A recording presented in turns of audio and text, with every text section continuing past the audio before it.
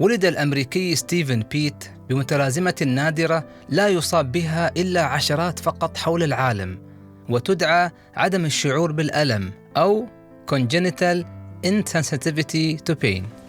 قد يبدو شيئا جديدا ألا يشعر الإنسان بالألم مطلقا، لكنها كانت عذابا لستيفن البالغ من العمر 36 عام، فلقد كسرت قدمه مرة ولم ينتبه لوجود أي شيء غريب، حتى أبلغته زوجته بتغير لون قدمه إلى الأسود وتورمها. وفي الواقع مع ازدياد الإصابات اللي تعرضت لها قدمه دون أن ينتبه لها، أخبره الأطباء أنهم قد يضطرون لبترها قريبا. وأكثر ما يخشاه ستيف هو أن تلتهب الزائدة الدودية عنده وتنفجر، أو أن يتعرض لنوبة قلبية دون أن يشعر. لذلك فهو مداوم على زيارة المستشفيات لكي يطمئن على صحته باستمرار. افتقد ستيفن نعمة اسمها الألم. نعم، الألم في حقيقته نعمة، لأنه تنبيه لنا إلى وجود خلل في الجسم لكي نسارع لعلاجه وتداركه. فعندما نعاني من إصابة، الجسم يرسل إشارة عصبية عبر شبكة من الأعصاب إلى الدماغ، ثم ينقل الدماغ لأطرافك هذه الإشارة العصبية لتنبهك أنك أنت تبتعد عن مسبب الألم. مثلا أنك أنت تشيل إيدك بسرعة لو لسعتك النار، أو ترفع قدمك لما تدخل فيها شوكة، صح ولا لا؟ هذا كله يحدث في أجزاء من الثانية وبسرعة كبيرة جدا. ثم يقوم الدماغ بتخزين ذكرياتك هذه عن الألم حتى تتجنب أنك أنت تمر فيه مرة أخرى.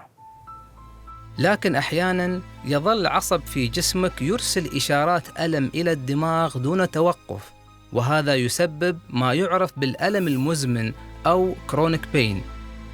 ويحدث ذلك أحياناً لأن العصب نفسه تالف ومتضرر، يمكن بسبب السكري أو العلاج الكيميائي أو إصابة فيروسية أو حادث سيارة أو غيرها من الأسباب. لكن كثيرين من اللي عندهم ألم مزمن لما يفحص الأطباء المنطقة اللي تؤلمهم، سواء كانت المفاصل أو أسفل الظهر أو العنق أو غيرها، ما يلقون الأسباب اللي تؤدي إلى ذلك. لهذا بدأت الأبحاث الحديثة بفحص الدماغ نفسه اللي يستقبل الإشارات مالت الألم لكي يعرفوا أين الخلل. أجرى فريق من العلماء في جامعة نورث ويسترن بشيكاغو دراسة على مدار 3 سنوات، شملت عينة مرضى مصابين بآلام مزمنة في أسفل الظهر. وبعد إجراء فحوصات لأدمغتهم تبين أنها تختلف عن أدمغة الأصحاء، لأن دماغ المصاب بالألم المزمن يكون منكمش أكثر من الدماغ السليم. تصوروا، وخاصة في منطقتين، الأولى هي المسؤولة عن الذاكرة، والثانية هي المسؤولة عن العواطف. العلماء هنا اكتشفوا بأن هالمنطقتين منكمشتان بنسبة من 10 إلى 15%. أيضاً أدمغة المصابين بالألم المزمن تتعرض لنقص في المادة الرمادية الجري ماتر بنسبة من 8 إلى 10% مقارنة بالأصحاء. هذه المادة هي المكون الأساس للجهاز العصبي المركزي، وتتكون من الخلايا العصبية وكذلك الخلايا غير العصبية، وفيها أغلب خلايا الدماغ العصبية المسؤولة عن الحواس كالرؤية والسمع والنطق، وهي المسؤولة عن معالجة المعلومات أثناء انتقالها في الألياف العصبية حتى تصل إلى هدفها. حاب يقول طيب شو الكلام هذا؟ شو أهميته يعني؟ اكتشف العلماء أن دماغ المصاب بالآلام المزمنة ينكمش في سنة واحدة بنفس معدل انكماش الدماغ السليم خلال 10 سنوات إلى 20 سنة. اكتشف فريق في جامعة هارفارد صلة قوية بين الألم المزمن والالتهابات الداخلية في الجسم اللي يسمونها inflammations. هذه الالتهابات تحدث عند الإرهاق المستمر أو التلوث أو الأكل غير الصحي وغيرها من العوامل، مما يؤدي إلى تهيج جهاز المناعة في كل أنحاء الجسم بما فيها الدماغ. وبالتالي ففي حالات الالتهاب الداخلي تقوم خلايا في الدماغ تدعى الخلايا الدبقية الصغيرة أو مايكروغليا بإطلاق جزيئات مسببة للالتهاب، وهي التي تؤدي لتكبير إشارات الألم عند الإنسان. أمام العلماء سنوات حتى يفهموا دور الخلايا الدبقية الصغيرة في الآلام المزمنة، لكن شو راح تعمل لو عندك الآن ألم مزمن؟ في الأغلب بتاخذ حبة مسكن، لكن هل تعرف ما تأثير هذه المسكنات سواء اللي ناخذها بدون وصفة اللي تسمى over the counter أو المسكنات اللي ناخذها بوصفة طبية؟ من المسكنات غير الخطيرة الباراسيتامول، وهي عائلة مسكنات التايلينول والبانادول والكالبول. أظن ما في بيت من بيوتنا يخلو منها.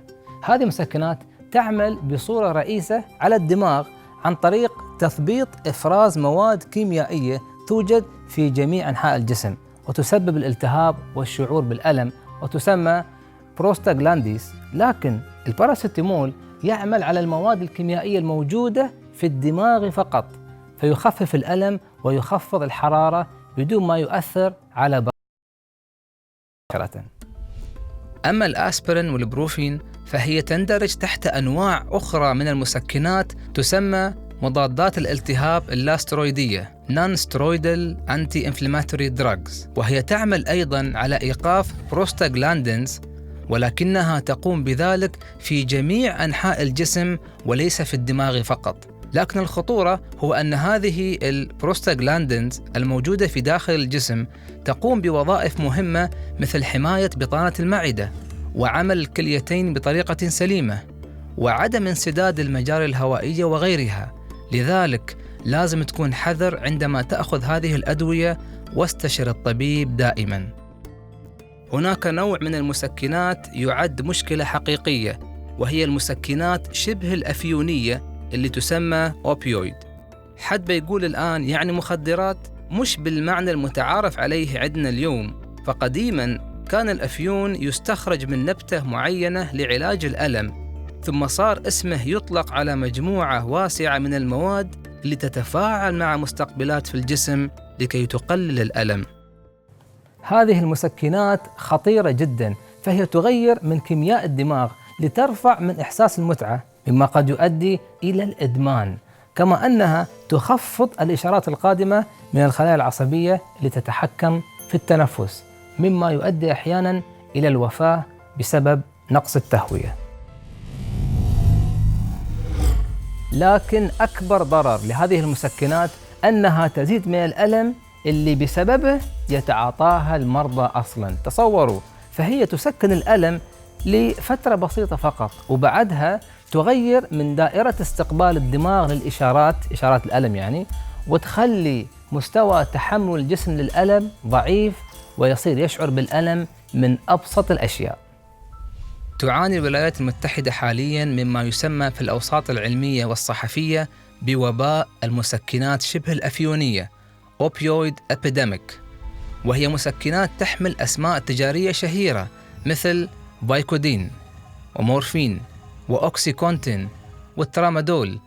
وتوفى ما بين عامي 1990 و2014 أكثر من 28 ألف إنسان بسبب التعاطي الزائد لها. من أولئك أكثر من 18 ألف أخذوها بناء على وصفات طبية. وفي مارس 2016 قام مركز الوقاية والسيطرة على الأمراض في أمريكا اللي يسمونه CDC بإصدار توجيهات صارمة بعدم علاج الألم المزمن بهذه المسكنات إلا لو كانت منافعها للمريض أكثر بكثير من مخاطرها. أحياناً تتعرض أنت وشخص آخر لوخز إبرة في الموضوع نفسه، لكن الألم عند كل واحد منكم مختلف، صح ولا لا؟ بل أنت شخصياً يمكن أن تختلف عندك تجربة الألم من وقت لآخر رغم أن السبب واحد. تعرفون ليش؟ لأن استقبالك للألم يعني يعتمد على أشياء كثيرة، منها مزاجك وانتباهك وخبرتك السابقة مع ذلك النوع من الألم. حتى أن هناك بحث سوته جامعة ستانفورد في 2012 وجدوا فيه أن السيدات يشعرن بالألم بشكل أكبر من الرجال. تقول الطبيبة النفسية بيث دارنل بعيادة علاج الألم بجامعة ستانفورد إن قلق المريض بشأن حالته يجعل الألم أسوأ، وإذا استطعنا التركيز على تقنيات توقف القلق فإن ذلك سيساعد في تخفيف الألم. ولهذا ظهر علاج يدعى MBSR أو التركيز الذهني لتقليل التوتر، وهو علاج معتمد في أمريكا وفي أكثر من 30 دولة، يستند على ممارسات وتمارين التأمل حيث يعزز التأمل العلاقة بين العقل والجسد وإدراك اللحظة الحالية دون الحكم عليها.